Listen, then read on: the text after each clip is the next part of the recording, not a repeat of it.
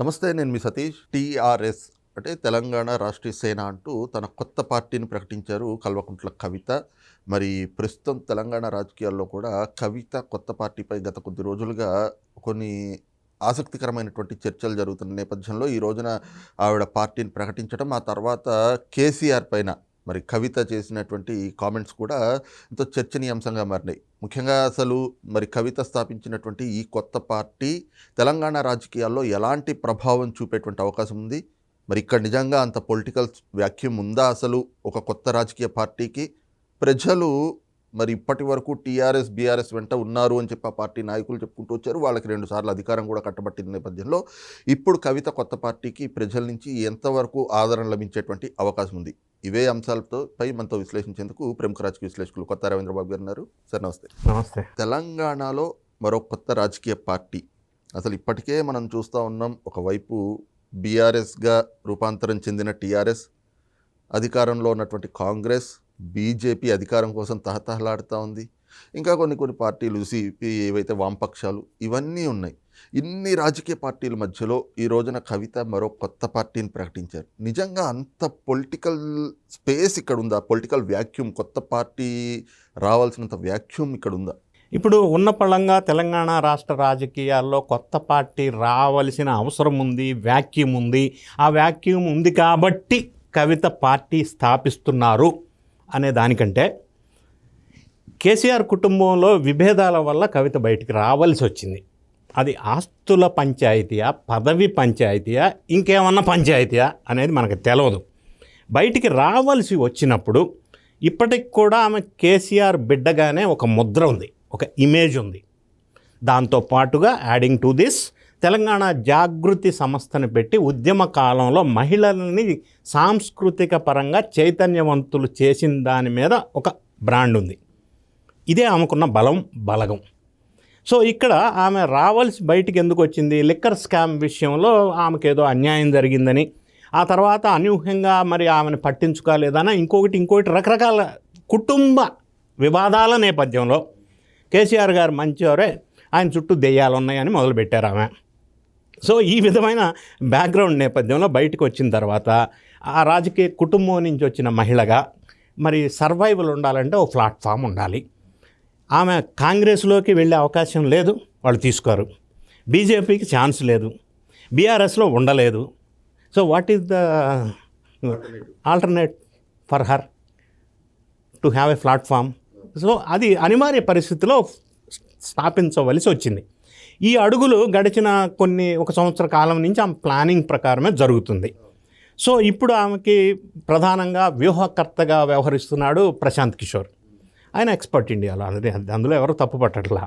So ఇప్పుడు question ఏంటంటే, ఈమె పార్టీ స్థాపించటం వల్ల మరి ఎవరికి లాభం, ఎవరికి నష్టం అనేది మనం ఆలోచించినట్టయితే, ఈమె ప్రధానమైన ఆమె మాటల్లో ఆమె చెబుతున్న టార్గెట్ ఏంటంటే, ఇక్కడ రాష్ట్రంలో మహిళా ఓటర్స్ పర్సంటేజ్ గట్టిగానే ఉంది, ఆ సెగ్మెంట్ ఆఫ్ ఓటర్స్.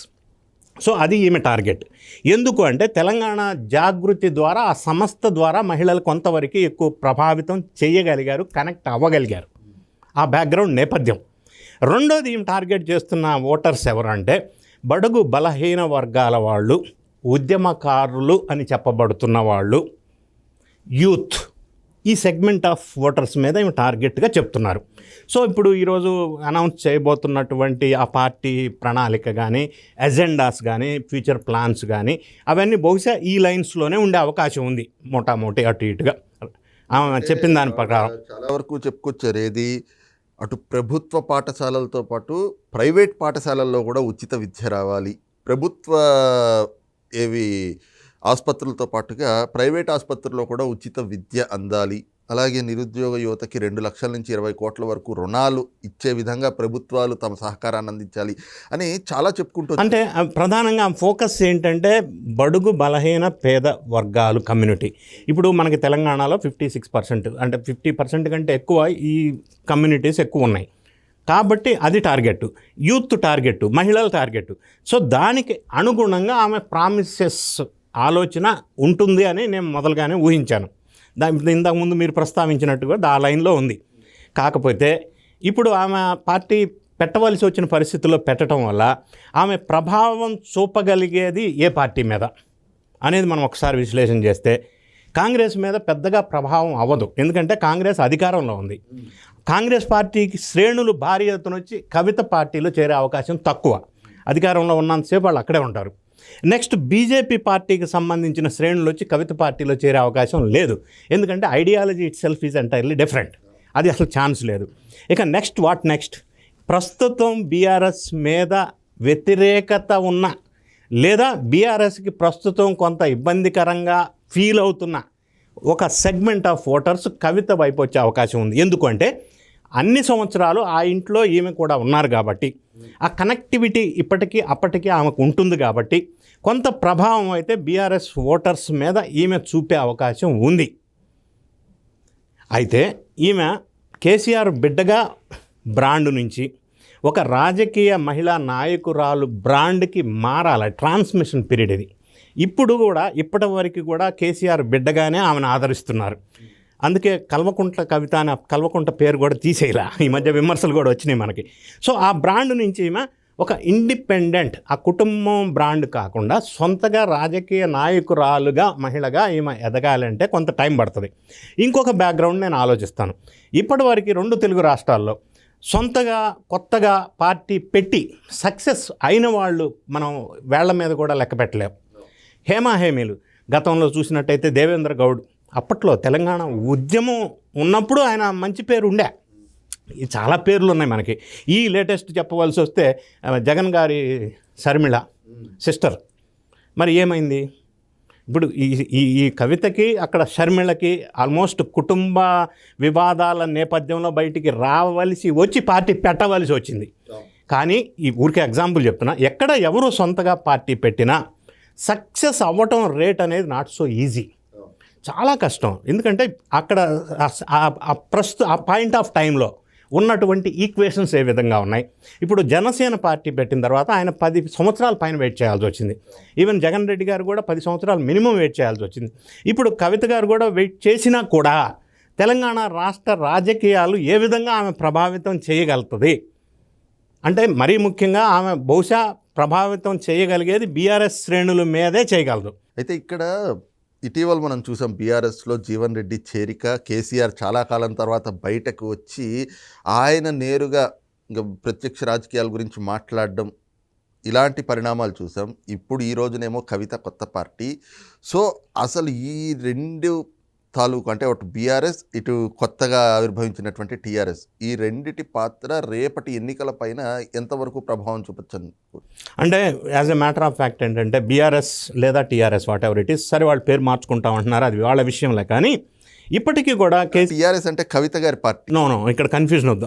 ఓకే, ఆ బీఆర్ఎస్ పార్టీకి ఇప్పటివరకు గ్రౌండ్ లెవెల్లో స్ట్రాంగ్ బేస్ ఉన్నమాట వాస్తవం. ఎందుకంటే రీజన్ ఏమంటే వాళ్ళు రాజకీయ పార్టీ కంటే కూడా ఉద్యమ పార్టీగా అన్ని సంవత్సరాల నుంచి పోరాడి ఉద్యమం నేపథ్యంలో ఆ పార్టీకి గ్రౌండ్ లెవెల్లో స్ట్రాంగ్ బేస్ ఉన్నమాట వాస్తవం.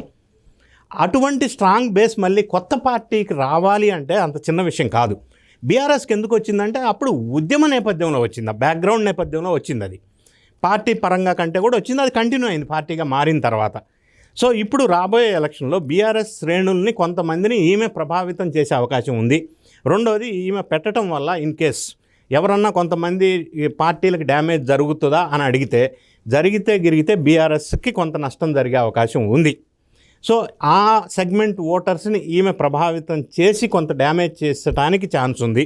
అంతే తప్ప మిగతా రాజకీయ పార్టీల మీద ఈమె పెట్టబోయే రాజకీయ పార్టీ పెద్దగా ప్రభావం చేసే అవకాశం ఉండకపోవచ్చు అనేది ఇప్పుడున్న అంచనా ప్రకారం నాకు అనిపిస్తూ ఉంది. అయితే ఇక్కడ ఇంకొన్ని అనుమానాలు కూడా వ్యక్తమవుతున్నాయి సార్. ఈ రోజున కవిత బయటకి రావటం, ఈ రకంగా కొత్త పార్టీ పెట్టడం, తండ్రిపైనే ఆవిడ చేసిన వ్యాఖ్యలు, కేసీఆర్ మనిషి కాదు మరమనిషి, గుంట నక్కలు పందికొక్కుల మధ్యలో కేసీఆర్ ఇరుక్కుపోయి ఉన్నారు, ఆయన మన సార్ కాదు, మన సార్ అయితే ఎప్పుడో బయటకు వచ్చేవాళ్ళు అని చెప్పి. కానీ ఇక్కడ ప్రధానంగా ఏమిటి అంటే కేవలం బీఆర్ఎస్ని మీరు ఇప్పుడు అన్నట్లుగా వీడి వెళ్ళబోయేటువంటి ఓట్ బ్యాంకు అటు కాంగ్రెస్కో బీజేపీకో బలం చేకూర్చకుండా ఉండేందుకు కుటుంబంలో వాళ్ళకి వాళ్ళు చర్చించుకుని వ్యూహాత్మకంగా పెట్టినటువంటి పార్టీ ఇది అనేటువంటి కొన్ని చర్చలు కూడా ఉన్నాయి. దానికి ఎంతవరకు అవకాశం ఉందనుకోవచ్చు? అంటే మొదలు మీరు అన్నట్టు యాజ్ యూ రైట్లీ సెడ్, ఇనీషియల్గా ఈ వాదన ఒకటి తెర మీదకి వచ్చింది. కానీ నేను సునిశ్చితంగా బీఆర్ఎస్, కేసీఆర్ వాళ్ళ కుటుంబ నేపథ్యం, వాళ్ళ ఐడియాలజీ గమనించినట్టయితే వాళ్ళు ఇటువంటి వ్యూహాత్మకమైన నిర్ణయం తీసుకొని చేత పార్టీ పెట్టించుంటారని నేను అనుకోవట్లా. వీళ్ళు లిక్కర్ స్కామ్లో కవిత ఇరుక్కోకుండా, ఈ బ్యాక్గ్రౌండ్ జరగకుండా, ఆ కుటుంబంలో వివాదాలు ఇంత స్థాయికి రాకుండా యథావిధిగా గతంలో లాగా ఈమె ఉంటే ఈ పార్టీ పెట్టడం అనే క్వశ్చన్ డజంట్ అరైజ్. ఇది ఉత్పన్నం అయ్యేది కాదు, ఈ పరిస్థితి వచ్చేది కాదు. అసలు ఈ పరిస్థితి రావడానికి కారణం కుటుంబ కలహాలు. అది సంభవం పెద్ద ఆయన ఎందుకో సాల్వ్ చేయలేకపోయాడు, అది వేరే విషయం. కాకపోతే దానివల్ల ఉద్భవించినటువంటి ఆలోచన ఇది. సో ఎందుకు అంటే ఇంకొక ప్లాట్ఫామ్ కావాలా, రాజకీయంగా నిలదొక్కోవాలంటే ముందు ప్లాట్ఫామ్ లేకుండా రాజకీయం చేయలేరు కాబట్టి, వేరే ఏ పార్టీలోకి వెళ్ళలేని పరిస్థితి కాబట్టి పార్టీ పెట్టింది. కానీ దానివల్ల వేరే పార్టీలకు ఇబ్బందికరమైన పరిస్థితి ఉండదు, కానీ బీఆర్ఎస్కే నష్టం జరుగుతుంది అనేది నాకు అనిపిస్తూ ఉంది. Please subscribe to Leo news for more videos.